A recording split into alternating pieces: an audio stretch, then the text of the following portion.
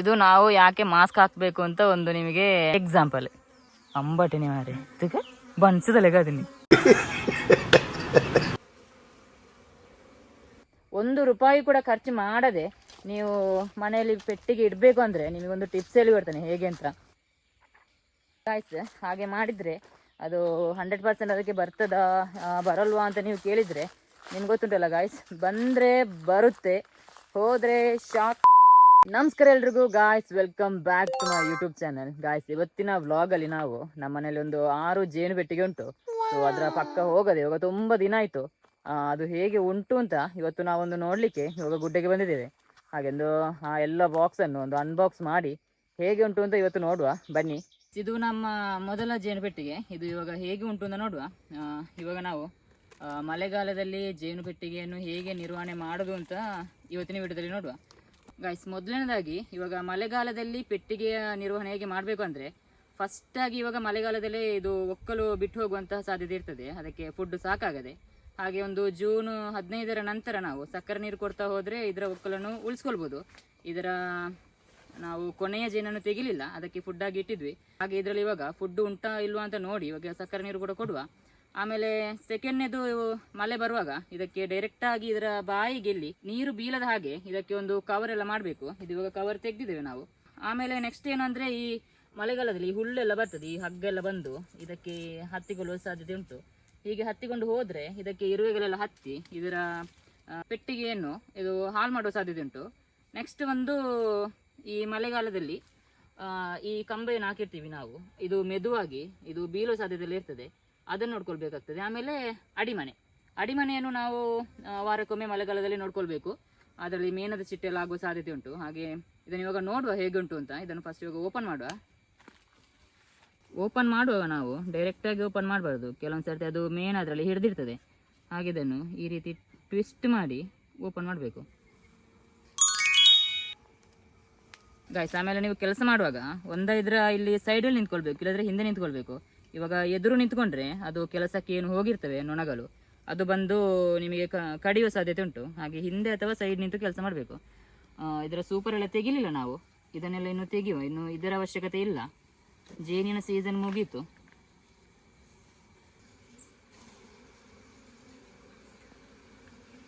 ಇದರ ಕಡೆ ಬರದೆ ತುಂಬ ದಿವಸ ಆಯಿತು. ಹಾಗೆ ದಿನಾಲು ಅಂದರೆ ವಾರಕ್ಕೊಮ್ಮಾದರೂ ಬಂದರೆ ಅದಕ್ಕೆ ನಮ್ಮ ಪರಿಚಯ ಇರ್ತದೆ, ನಮ್ಮ ಒಂದು ಸ್ಮೆಲ್ ಅದಕ್ಕೆ ಗೊತ್ತಾಗ್ತದೆ. ಇವಾಗ ಇದು ನೋಡಿ, ಇದು ಕಚ್ಚಿ ಇದರ ಮುಳ್ಳನ್ನು ಬಿಟ್ಟು ಹೋಯಿತು. ಅದನ್ನು ಮುಳ್ಳನ್ನು ಈ ರೀತಿ ಕೈಯಲ್ಲಿ ಉಗುರಲ್ಲಿ ಜಾರಿಸಿ ಈಗ ಇದರಲ್ಲಿ ಮುಳ್ಳು ಹೋಗ್ತದೆ. ಫಸ್ಟೆಲ್ಲಾದರೆ ನೀವು ಅಭ್ಯಾಸ ಇಲ್ಲದಿದ್ದರೆ ನೀವು ಜೇನು ಹುಳದಲ್ಲಿ ಕಡಿಸಿಕೊಂಡ್ರೆ ನಿಮ್ಮ ಕೈಯೆಲ್ಲ ಇದು ಕಚ್ಚಿದರೆ ಕೈಯೆಲ್ಲ ಅಂಬಟೆ ಥರ ಆಗ್ತದೆ, ದಪ್ಪಾಗಿರ್ತದೆ. ಇವಾಗಾದರೆ ಕಚ್ಚಿ ಇಷ್ಟು ದಪ್ಪ ಎಲ್ಲ ಆಗೋದಿಲ್ಲ, ಇವಾಗ ಅಭ್ಯಾಸ ಆಗಿದೆ ಕೈಗೆ. ಸ್ವಲ್ಪ ಜಾಗ್ರತೆಯಿಂದಲೇ ಕೆಲಸ ಮಾಡಬೇಕಷ್ಟೇ. ಇದು ಸೂಪರ್ ಫ್ರೇಮ್, ಇದು ನಾವು ಲಾಸ್ಟಿಗೆ ಜೇನು ತೆಗಿಲಿಲ್ಲ, ಹಾಗೆ ಇದರಲ್ಲಿ ಹಾಗೆ ಉಂಟು ಜೇನು. ಇದನ್ನು ಫುಡ್ಡಾಗಿ ಅದಕ್ಕೆ ಕೊಡ್ಬೋದು. ಕೆಲವಲ್ಲಿ ಸೀಲೆಲ್ಲ ಮಾಡಲಿಲ್ಲ, ಅದು ಹಾಗೆ ಉಂಟು ನೋಡ್ಬೋದು. ಕೆಲವೆಲ್ಲ ಸೀಲ್ ಆಗಿದೆ ಗಾಯ್ಸ್. ಇಲ್ಲಿ ನೋಡಿ, ಇದು ಈ ಪೆಟ್ಟಿಗೆಯಿಂದ ನಮ್ಮಲ್ಲಿ ಒಟ್ಟು 6 ಪೆಟ್ಟಿಗೆ ಉಂಟು ಮನೆಯಲ್ಲಿ. ಎಲ್ಲ ಪೆಟ್ಟಿಗೆಯಿಂದಲೂ ಜೇನು ಸೀಸನಲ್ಲಿ ಜೇನು ತೆಗೆದಿದ್ವಿ, ಕೊನೆಯದಲ್ಲಿ ನಾವು ತೆಗಿಲಿಲ್ಲ. ಇದು ಇವಾಗ ವಾಪಸ್ ಮಾಡಿರುವಂಥದ್ದು. ಇದೆಲ್ಲ ಸೀಲೆಲ್ಲ ಮಾಡಿದೆ ನೋಡಿ ಚೆನ್ನಾಗಿ.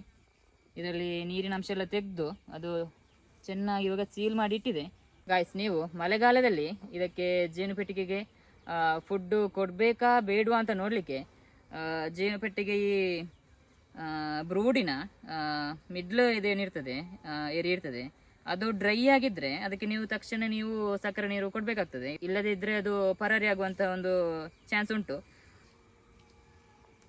ಸೂಪರನ್ನು ತೆಗೆದು ಅಡಿಮನೆ ಒಮ್ಮೆ ಚೆಕ್ ಮಾಡಿ ನೋಡುವ ಹೇಗುಂಟು ಅಂತ ಗೈಸ್. ಇವಾಗ ಈ ಫ್ರೇಮನ್ನು ನೋಡಿ, ಇದು ಕೂಡ ಇವಾಗ ಕಪ್ಪಾಗಿದೆ.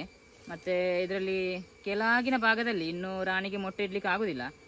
ಮತ್ತು ಇಲ್ಲಿ ಸ್ವಲ್ಪ ಮೇಲೆ ಏನುಂಟು ಅದರಲ್ಲಿ ಮರಿಯೆಲ್ಲ ಇಟ್ಟು ಅದು ಇವಾಗ ಸೀಲಾಗಿದೆ. ಮತ್ತು ಇವು ಈ ಹೋಲ್ಸಲ್ಲೆಲ್ಲ ಲಾರ್ವ ಉಂಟು. ಹಾಗೆ ಇದನ್ನು ಸ್ವಲ್ಪ ದಿನಕ್ಕೆ ಹೀಗೆ ಇಡುವ, ಆಮೇಲೆ ಇದನ್ನು ಕೂಡ ಚೇಂಜ್ ಮಾಡುವ. ಈ ಒಂದು ಫ್ರೇಮನ್ನು ಹಾಗೆ ಇಟ್ಕೊಳ್ತಿದ್ದೇನೆ ಗೈಸ್. ಇವಾಗ ಈ ಫ್ರೇಮ್ ನೋಡ್ಬೋದು, ಇದು ತುಂಬ ಹೆಲ್ದಿಯಾಗಿ ಉಂಟು. ಇದರಲ್ಲಿ ಲಾರ್ವಾ ಮತ್ತು ಕಡ್ಡಿ ಮೊಟ್ಟೆ ಇದೆಲ್ಲ ಇದರಲ್ಲಿ ಕಾಣಿಸ್ತಾ ಉಂಟು. ಹಾಗೆ ನೊಣಗಳ ಸಂಖ್ಯೆ ಕೂಡ ನೋಡ್ಬೋದು ಹೇಗೆ ಉಂಟು ಅಂತ. ಗಂಡು ನೊಣಗಳು ಕೂಡ ಇಲ್ಲ ಇದರಲ್ಲಿ ಜಾಸ್ತಿ.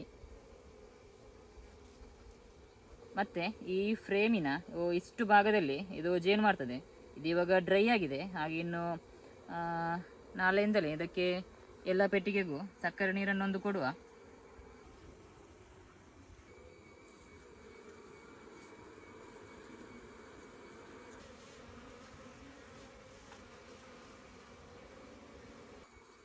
ಗೈಸ್, ಈ ರೀತಿ ಜೇನು ಹುಳ ಕಚ್ಚಿದ್ರೆ ಇದು ಈ ರೀತಿ ಜೇನು ಹುಳ ಕಚ್ಚಿದ್ರೆ, ಯಾಕಂದ್ರೆ ಇದು ಇವಾಗ ನನ್ನ ಈ ಕೈಗೆ ಕಚ್ಚಿತು, ಇದರ ಫೆರಮೋನ್ ಏನುಂಟು ಆ ಸ್ಮೆಲ್ ಅದು ಬೇರೆ ಹುಳಗಳಿಗೂ ಕೂಡ ಗೊತ್ತಾಗ್ತದೆ. ಹಾಗೆ ಈ ಕೈಗೆ ಒಂದು ಕಚ್ಚಿತು ನೋಡಿ, ಅದಕ್ಕೆ ಬಂದು ಈ ಕೈಗೆ ಕೂಡ ಕಚ್ಚಿತು ಇನ್ನೊಂದು. ಇವಾಗ ನನಗೆ ಇಲ್ಲಿಗೊಂದು ಕಚ್ಚಿತು ಅಂದರೆ ಇನ್ನು ಇಲ್ಲಿ ಇವರು ಇದ್ದಾರೆ ಅಪ್ಪ ಮತ್ತು ಇವನು ಸಾಗರ್, ಅವರಿಗೆ ಕಚ್ಚೋದಿಲ್ಲ, ನನಗೇನೆ ಕಚ್ಚಲಿಕ್ಕೆ ಬರೋದು ಜಾಸ್ತಿ. ಅಂದರೆ ಆ ಸ್ಮೆಲ್ ನನ್ನಿಂದಲೇ ಬರ್ತುಂಟಲ್ಲ, ಹಾಗೆ ಈ ಮುಳ್ಳನ್ನು ಈ ರೀತಿ ತೆಗೆದು ಕೈಯಿಂದ, ಆಮೇಲೆ ಅದಕ್ಕೆ ಒಂದು ಸ್ಮೆಲ್ ಹೋಗಲಿಕ್ಕೆ ಒಂದು ಕಮ್ಯುನಿಸ್ಟು ಅಥವಾ ಹತ್ತಿರ ಏನಾದರೂ ಎಲ್ಲ ಇದ್ದರೆ ಸ್ಮೆಲ್ ಇದು, ಅದನ್ನು ಈ ರೀತಿ ಕೈಗೆ ಉಜ್ಜಿಕೊಂಡ್ರೆ ಅದರ ಸ್ಮೆಲ್ ಆಮೇಲೆ ಬರುವುದಿಲ್ಲ.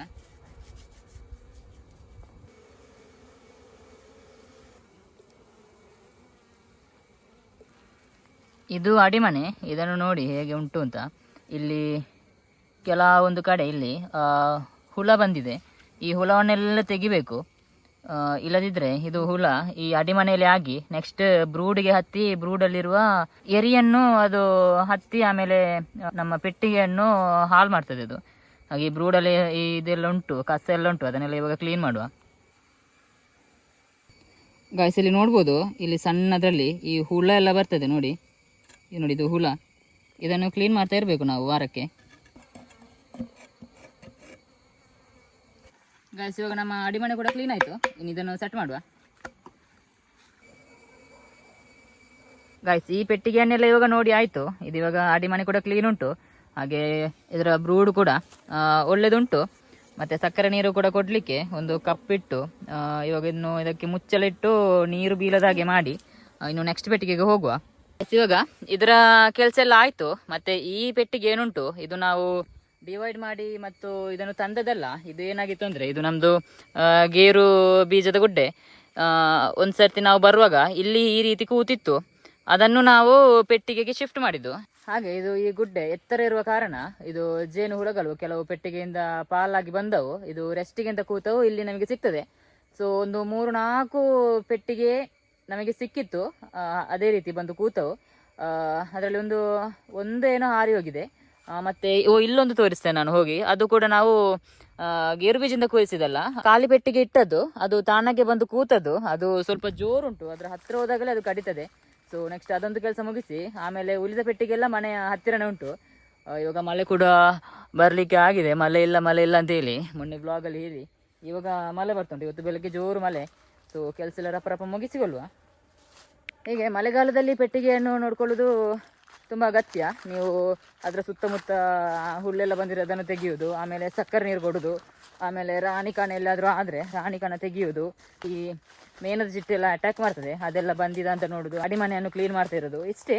ಇದೆಲ್ಲ ನಾವು ಮಾಡ್ತಾ ಇದ್ದರೆ ನಮಗೆ ಪೆಟ್ಟಿಗೆಯನ್ನು ಉಳಿಸಿಕೊಳ್ಳಿಕ್ಕೆ ಆಗ್ತದೆ, ಇಲ್ಲದಿದ್ದರೆ ಒಕ್ಕೆಲ್ಲ ಹಾರಿ ಹೋಗ್ತದೆ. ಸೊ ಇದು ನೋಡಿ, ಇದು ಹೇಗುಂಟು ಅಂತ ನೋಡಿ. ಇದರಲ್ಲಿ ಕೂಡ ನೊಣಗಳು ಕೆಲಸ ಮಾಡ್ತಾ ಉಂಟು, ಫುಲ್ ಆ್ಯಕ್ಟಿವ್ ಆಗಿ ಉಂಟು, ನೋಡ್ಬೋದು. ಅಡಿಮನೆ ಕ್ಲೀನ್ ಉಂಟು. ಸೊ ಇನ್ನು ಅಡಿಮನೆ ಕೆಲಸ ಇಲ್ಲ.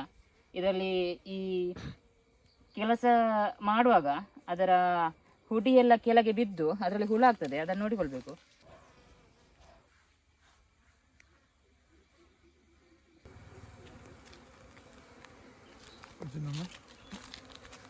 ನೋಡಿ, ಈ ಉಗುರಿನ ಸಂದಿಗೆ ಕಚ್ಚಿದ್ರೆ ಭಯಂಕರ ಹೋಗ್ತದೆ.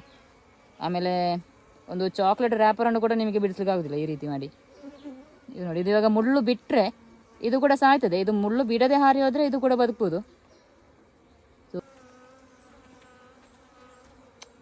ನೋಡಿ, ಇದಾದರೆ ಮುಳ್ಳು, ಇದನ್ನು ಈ ರೀತಿ ತೆಗಿಬೇಕು. ಇಲ್ಲಿ ನೋಡಿ, ಇದು ವಾಪಸ್ ಇನ್ನೊಂದು ಬಂದು ಕಚ್ಚಿತು, ಅಂಗಿ ಒಳಗೆಲ್ಲ ಹೋಗಿದೆ.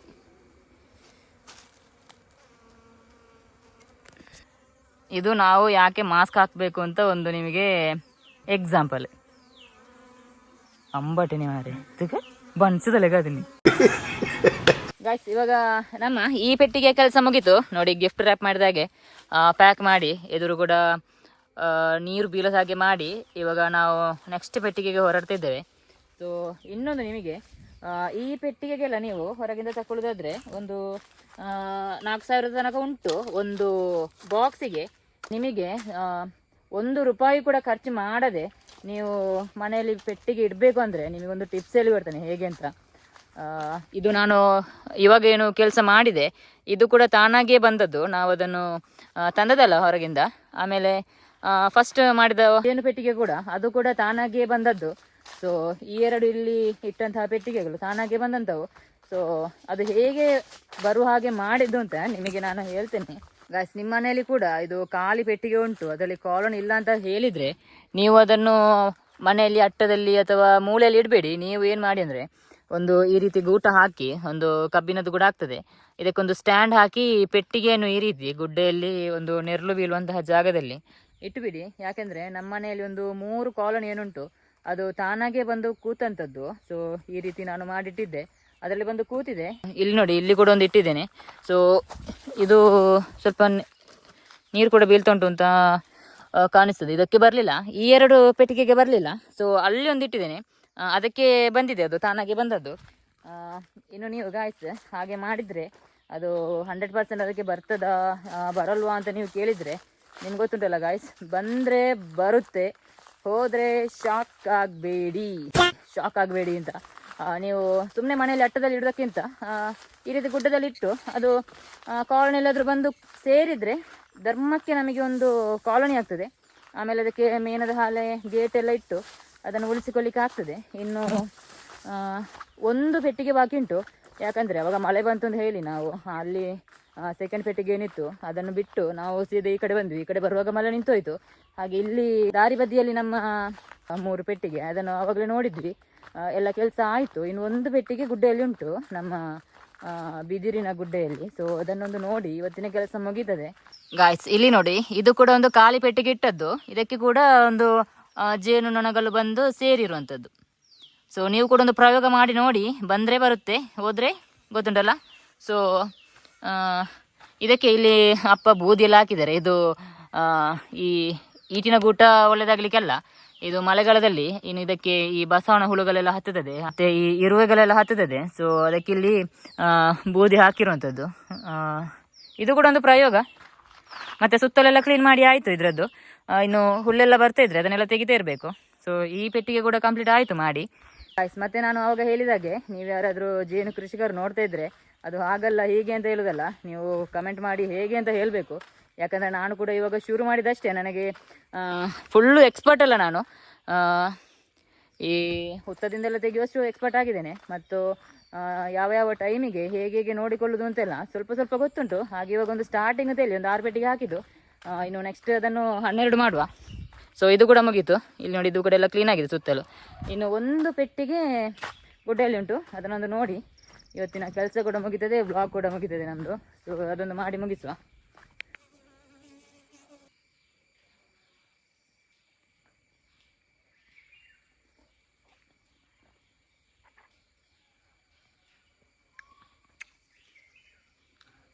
ಗಾಯ್ಸ್, ಪ್ರಕೃತಿಯಲ್ಲಿ ಸಿಗುವಂತಹ ಒಂದು ನ್ಯಾಚುರಲ್ ಬೆಸ್ಟ್ ಫುಡ್ಡಲ್ಲಿ ಜೇನು ಕೂಡ ಒಂದು. ಇದು ಎಷ್ಟು ವರ್ಷಕ್ಕೂ ಕೂಡ ಹಾಳಾಗೋದಿಲ್ಲಂತೆ. ಸೊ ಒಂದು ಸೂಪರಲ್ಲಿ ಸ್ವಲ್ಪ ಇತ್ತು, ಅದನ್ನು ಇವಾಗ ತಿಂತಾ ಇದ್ದೇನೆ. ಗಾಯ್ಸ್, ಜೇನು ತಿನ್ನುವಾಗ ಅದರಲ್ಲಿ ಹುಳ ಉಂಟು ಅಂತ ನೋಡ್ಕೊಳ್ಳಿ.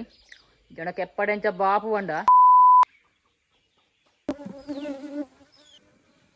ಗಾಯ್ಸ್, ಇವಾಗ ಫೈನಲಿ ನಾವು ಎಲ್ಲ ಪೆಟ್ಟಿಗೆಯನ್ನು ನೋಡಿ ಆಯಿತು.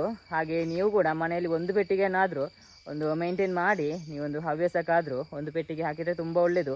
ಮತ್ತು ನಿಮಗೆ ಇದು ಪೆಟ್ಟಿಗೆಯಲ್ಲಿ ಸಿಗ್ತದೆ ಮತ್ತು ಅದರ ಮೇಂಟೆನೆನ್ಸ್ ಹೇಗೆ ಮಾಡೋದು ಅಂತ ಗೊತ್ತಿಲ್ಲ ಅಂದರೆ ನೀವು ಚಾನಲನ್ನು ಸಬ್ಸ್ಕ್ರೈಬ್ ಮಾಡಿಡಿ. ಯಾಕಂದರೆ ಜೇನು ಕೃಷಿಯ ಬಗ್ಗೆ ನೆಕ್ಸ್ಟ್ ವೀಡಿಯೋ ಕೂಡ ಹಾಕ್ತಾ ಇರ್ತೇನೆ. ಹಾಗೆ ಈ ವಿಡಿಯೋ ಇಷ್ಟ ಆದರೆ ಲೈಕ್ ಮಾಡಿ, ಹಾಗೆ ಚಾನಲ್ಗೆ ಹೊಸಬರಾದರೆ ಒಂದು ಸಬ್ಸ್ಕ್ರೈಬ್ ಮಾಡಿ. ನೆಕ್ಸ್ಟ್ ವಿಡಿಯೋದಲ್ಲಿ ಸಿಗ್ತೇನೆ. ನಮಸ್ಕಾರ.